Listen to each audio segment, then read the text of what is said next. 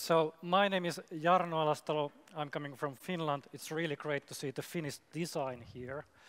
I'm the CEO, and the big man is my official title in Heimo. And it doesn't mean how do I look, even so I'm a really bit big man. Heimo means tribe in Finnish, so in English, so it's from the Polynesian culture, the big man refers to a person who is a protector of the tribe, protector of the community. So I'm the protector, guardian of Heimo, our community. Everybody of us has a story that we have never been able to tell. I have several stories that I haven't been able to tell my closest friends. These stories are too hard to tell, or we don't have anyone that we could share them, or otherwise we don't have anybody who would understand these stories.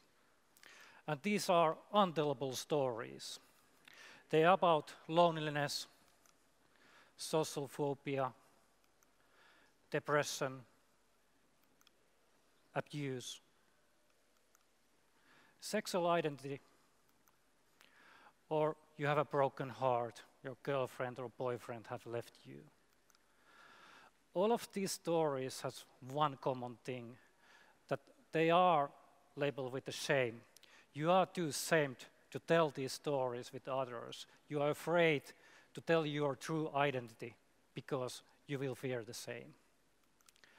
And the shame and the stigma are a huge problem. 1/3 of world population is encountering some kind of mental health issues during their lifetimes, but most of them never get any kind of help. And the stigma and the shame are the enemy. We are afraid that we will be labeled as a crazy person if we tell about, I feel a little bit depressed, I have some problems, that I have a stress, I don't want to go to the school, I don't want to go to the work, that we will be labeled. And its economical burden also is huge. But if we could share the stories with people who understand and have empathy, they understand what I'm saying, the same shame wouldn't survive. We would kick the stigma away from this world. So, where nowadays the stories are told? There's places where we are sharing the stories every day, and you have been sharing them every day. So I open my phone here, I took my Instagram, let's make a selfie. Hello, I'm here on the Digital Health Day, talking about Heimo and some others. And now, so the place where we are telling the stories, millions every day, is the social media. In the Facebook, Twitter, Instagram, Reddit, wherever, there are coming even tens of new social media services every day. But there's one big, huge issue. Are we really sharing our true self, our true stories in these places where our fathers, mothers, girlfriends, boyfriends, teachers are? And there's one even bigger problem. When you are sharing your true self, there's often trolls coming. Trolls are people who will harass you and punish you when you're sharing your personal stories, and they are attacking that. So in Heimo, we have a dream to build a platform, build the online community for these untellable stories. Heimo is an online community for life challenges. It's a place where you can share the stories safely, anonymously, and without judgments. The most important feeling that you can get there, that you're not alone. There are others who have experienced the same. You are not alone. So people are already sharing stories about these untellable stories. They are sharing about loneliness, daily life issues.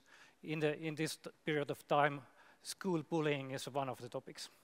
So the thing is that the kids are sharing that I have been bullied in school at the moment. And the person who has experienced it before, several years ago, comes over there and tells how he survived the bullying and helping people over there, others. So that's the key in Heimo, that people are helping each other in that areas. Most of our users are coming from the Southeast Asia at the moment. The problems are quite same as in the Scandinavia. But they are telling about the social pressure in the family. Fathers are saying that you have to go to work, even you wanted to have a school. But it's really interesting to see how they are sharing things. The most active country is at the moment Philippines in some way. They are speaking English there, but sharing the things that are too hard for them also. We in Heimo, it's a place where anybody can create their own tribe group. So we have 1,000 groups at the moment. So anybody can create their own tribe, own group. Over 50,000 stories has been told. And when we launched it in Finland last year, we were thinking that let's see what kind of stories there will be. So this is one of the first stories for us from Aatu. Aatu is a young, under 30 years old man. And he started posting pictures of trucks. So there was one truck picture. There was 50 truck pictures coming over there. So I was thinking that, okay, we were thinking that we will be this mental well-being online community where people sharing their troubles. But then came the 52nd picture, and it was this. He was in the car accident 2 years ago. And he loved the life of driving truck. He had even pictures about his son next to him in the car and driving. So all of his life has been driving trucks. And suddenly, when he was in the car accident, he couldn't do it anymore. So this is a good example that we are not to say what things related to your mental well-being. People can post in their own ways. So for Aatu, the safe social object was posting these truck pictures and telling his own story in the way that he wanted. He was dealing with the emotional monsters.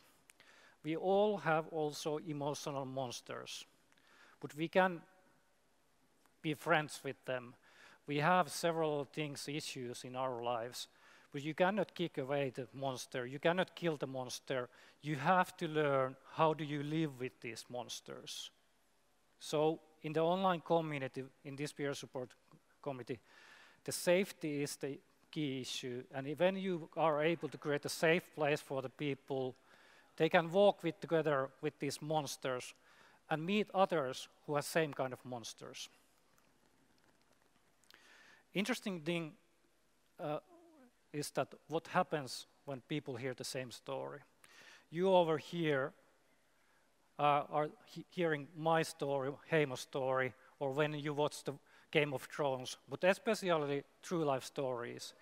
It has been studied that brain activity becomes synced. We have somehow connected brains. So peer support is about that, giving the empathy to one or several persons when we are combined, synced. So when you are looking the cat videos or GIFs over here, you should now be synced. It has been also studied that even so that if you're a hardcore dog fan, even so when you're watching the cat videos, they make you more happier.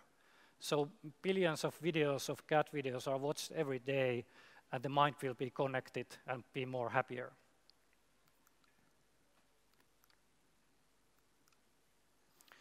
So when we are hearing stories, what happens in our brain is that we feel the emotions.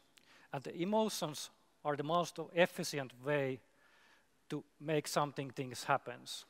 So telling the stories make that way that you are maybe changing the things that what you are changing.